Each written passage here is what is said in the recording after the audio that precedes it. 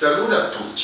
Oggi abbiamo mostrato come fa per mettere un fondo di gianta nella vostra bicicletta, per mettere nella vostra ruota. Allora, per cominciare, ecco un fondo di gianta. Qui si trova un tubo ad andare.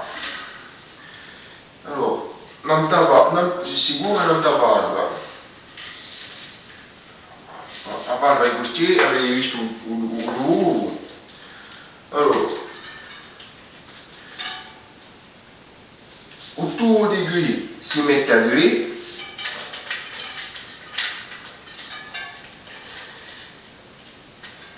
Dopo avrete bisogno di un pezzo di ferro da dare un tubo e dopo avete più che mettere a vostro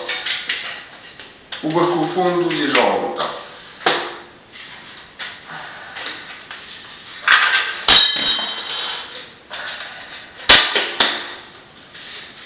Dopo ci vuoi appoggiare in quei 10 così.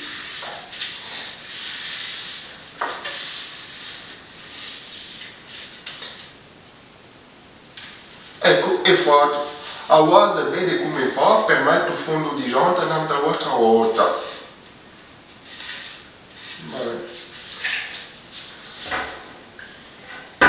Ringraziarvi di aver figliato questo video, vi dico a bene e a prossima.